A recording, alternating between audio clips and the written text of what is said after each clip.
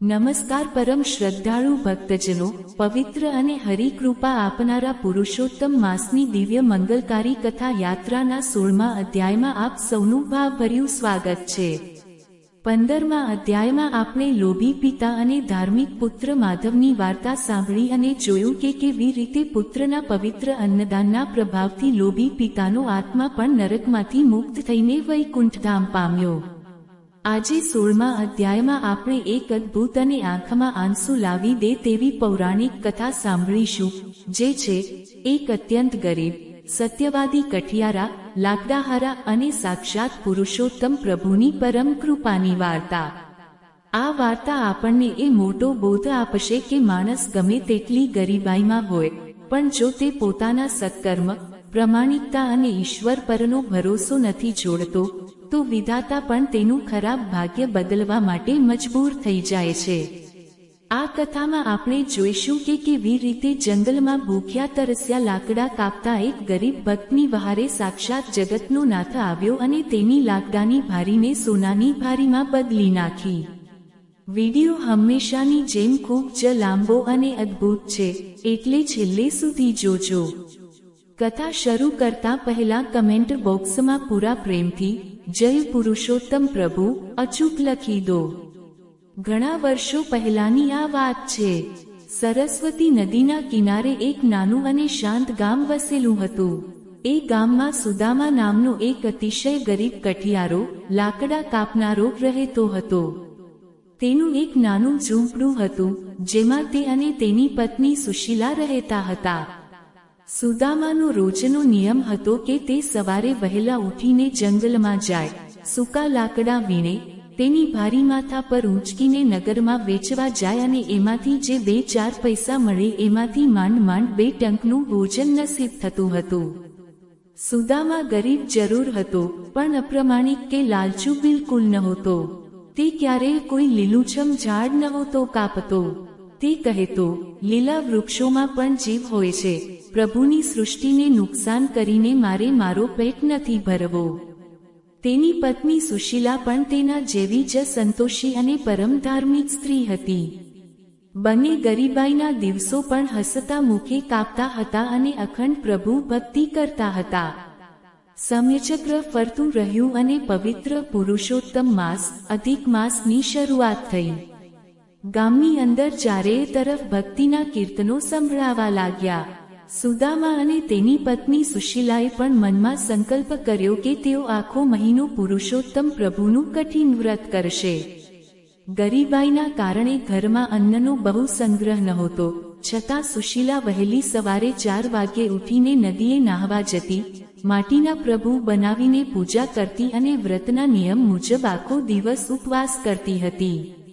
સુદામા પણ સવારે પ્રભુનું સ્મરણ કરીને ખાલી પેટે, માત્ર પાણી પીને જંગલમાં લાકડા કાપવા માટે નીકળી જતો હતો।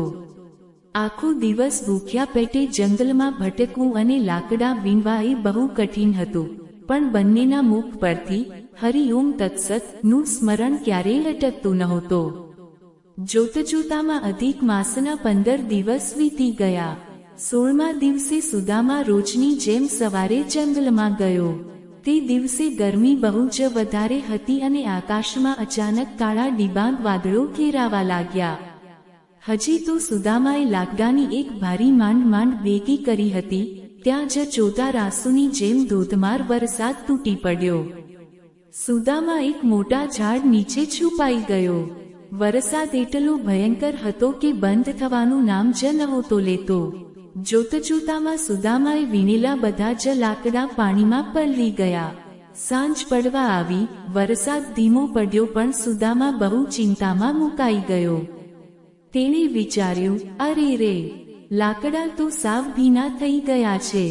ભીના લાકડા નગરમાં કોઈ ખરીદશે નહીં। જો લાકડા નહીં વેચાય તો ઘરમાં પૈસા નહીં આવે અને મારી પત્ની સુશીલા પવિત્ર વ્રતનું પાળનું કેવી રીતે કરશે? અમે બંને આજે ભૂખ્યા જ સૂઈ જઈશું। સુદામાની આંખોમાં આંસુ આવી ગયા। ભીના લાકડાની ભારી માથા પર ઊંચકીને સુદામા ધ્રુજતા નગર તરફ જવા નીકળ્યો। હજી તે જંગલના અધવચ્ચે પહોંચ્યો હતો ત્યાં જ તેને રસ્તાના કિનારે એક અતિશય દિવ્ય અને તેજસ્વી વૃદ્ધ બ્રાહ્મણ બેઠેલા દેખાયા. એ વૃદ્ધ બ્રાહ્મણના મુખ પર એક અનોખું તેજ હતું. એ બીજું કોઈ નહીં પણ સાક્ષાત ભક્તવત્સલ પુરુષોત્તમ પ્રભુ પોતે સુદામાની અગ્નિપરીક્ષા લેવા પૃથ્વી પર આવ્યા હતા. પેલા બ્રાહ્મણે સુદામાને રોક્યો અને કહ્યું, હે ભાઈ, તું કોણ છે? આ ધોધમાર વરસાદમાં તું ભીના લાકડાની ભારી લઈને ક્યાં જાય છે? તારું શરીર ઠંડીથી કાંપી રહ્યું છે. તું બહુ થાકેલો અને ભૂખ્યો દેખાય છે. સુદામાએ માથા પરથી ભારી નીચે ઉતારી અને બ્રાહ્મણના ચરણ સ્પર્શ કરીને કહ્યું, મહારાજ, હું એક ગરીબ કઠિયારો છું. પવિત્ર પુરુષોત્તમ માસનું વ્રત હોવાથી હું આખો દિવસ ભૂખ્યો છું. વરસાદે મારા લાકડા ભીના કરી દીધા.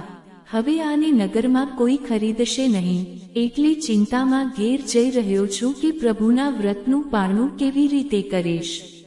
બ્રાહ્મણના રૂપે આવેલા પ્રભુએ સુદામાના હૃદયની સચ્ચાઈ જોવા માટે પૂછ્યું, હે કઠિયારા, જો તારે પૈસાની આટલી જ તકલીફ હોય તો તું જંગલના લીલાછમ ચંદનના ઝાડ કે કિંમતી લાકડા ચોરી છુપીથી કાપીને કેમ નથી વેચતો? એનાથી તને બહુ ધન મળશે અને તારી ગરીબાઈ પળવારમાં દૂર થઈ જશે. આ સાંભળીને સત્યવાદી સુદામાએ હાથ જોડ્યા અને નમ્રતાથી કહ્યું, ના ના મહારાજ, એવી પાપની કમાણી મને ખપે જ નહીં. લીલા વૃક્ષોમાં તો ભગવાન વાસુદેવનો વાસ હોય છે. વળી પવિત્ર પુરુષોત્તમ માસમાં જો હું આવું અપ્રમાણિક અને પાપનું કામ કરું તો મારો પુરુષોત્તમ પ્રભુ મારા પર કોપાયમાન થાય. ભૂખ્યા મરી જવું મંજૂર છે, પણ લોભમાં આવીને ધર્મ છોડવો મંજૂર નથી. સુદામાના આ પવિત્ર અને અડગ વચનો સાંભળીને ભગવાન પુરુષોત્તમનું હૃદય દ્રવી ઉઠ્યું. પ્રભુએ સ્મિત કર્યું અને પોતાનો દિવ્ય હાથ પેલી ભીના લાકડાની ભારી પર ફેરવ્યો અને કહ્યું, જા સુદામા, તારો નાથ તારી લાજ રાખશે. આટલું કહીને એ બ્રાહ્મણ જંગલના અંધારામાં અચાનક અંતર્ધ્યાન થઈ ગયા. સુદામા આસપાસ જોવા લાગ્યો, પણ બ્રાહ્મણ ક્યાં નહોતા. તેણે વિચાર્યું કે કદાચ કોઈ દિવ્ય પુરુષ હતા. જેવો સુદામા જમીન પર રાખેલી લાકડાની ભારી પાછી ઊંચકવા ગયો, ત્યાં જ તેનાથી ચીસ પડાઈ ગઈ. એ ભારી એટલી બધી ભારે થઈ ગઈ હતી કે તેનાથી ઊંચકાતી નહોતી. અંધારામાં સુદામાએ જ્યારે એ ભારી પરથી બાંધેલું દોરડું ખોલ્યું તો તેના આશ્ચર્યનો પાર ન રહ્યો. પ્રભુના સ્પર્શથી એ ભીના અને નકામા લાકડાના સોટીઓ પળવારમાં સાક્ષાત ચળકતા શુદ્ધ સોનાના દંડા, સોનાના ચોસલામાં બદલાઈ ગયા હતા. આખું જંગલ એ સોનાના તેજથી ઝળહળી ઉઠ્યું. સુદામા પોતાની આંખો પર વિશ્વાસ નહોતો કરી શકતો.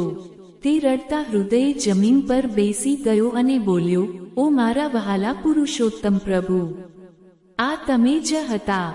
મારી ગરીબાઈ દૂર કરવા તમે પોતે દોડી આવ્યા. સુદામા એ સોનાની ભારીમાંથી એક નાનો ટુકડો લઈને નગરમાં ગયો અને તેને વેચીને પવિત્ર સામગ્રી, અન્ન અને સુંદર વસ્ત્રો ખરીદીને ઘેર આવ્યો. તેણે પત્ની સુશીલાને જંગલના ચમત્કારની આખી વાત કહી. બંનેની આંખોમાંથી શ્રદ્ધાના આંસુ વહી રહ્યા હતા. તેમણે પુરુષોત્તમ પ્રભુની ભવ્ય આરતી ઉતારી અને વ્રતના પારણા કર્યા. એ સોનાથી સુદામાની બધી જ ગરીબાઈ કાયમ માટે દૂર થઈ ગઈ. તેણે નગરમાં એક સુંદર ઘર બનાવ્યું અને આખી જિંદગી ગરીબો માટે અન્નક્ષેત્રો ચલાવ્યા.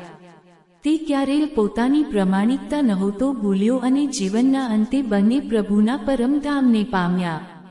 ભક્તજનો, પુરુષોત્તમ માસનો આ 16મો અધ્યાય આપણને એ જ શીખવે છે કે વિપત્તિ ગમે તેવી મોટી હોય, પણ જો માણસ પોતાના ધર્મ અને સત્ય પર અડગ રહે છે તો ભગવાન ભીના લાકડાને પણ સોનું બનાવી દે છે. પ્રભુ આપણી ભક્તિ અને પ્રમાણિકતાના ભૂખ્યા છે, ધન દોલતના નહીં. તો વહાલા શ્રદ્ધાળુ મિત્રો, આ હતી પુરુષોત્તમ માસના 16મા અધ્યાયની ગરીબ કઠિયારા પર પ્રભુની અખંડ કૃપાની ચમત્કારિક વાર્તા. જો આ વાર્તા સાંભળીને તમારા મનને શાંતિ મળી હોય તો વિડીયોને એક લાઈક અચૂક કરજો અને તમારા મિત્રો સાથે શેર કરવાનું ભૂલતા નહીં. આના પછીના એટલે કે 17મા અધ્યાયમાં આપણે પુરુષોત્તમ માસની વધુ એક પરમ પવિત્ર પૌરાણિક કથા સાંભળીશું. એ 17મો દિવસ બહુ જ મહત્વનો છે, માટે ચેનલને હમણાં જ સબસ્ક્રાઇબ કરી લો અને બેલ આઇકન દબાવી દો. બોલો પુરુષોત્તમ ભગવાનની જય, લક્ષ્મી નારાયણ દેવની જય. મળીએ આગલા વિડીયોમાં. ધન્યવાદ.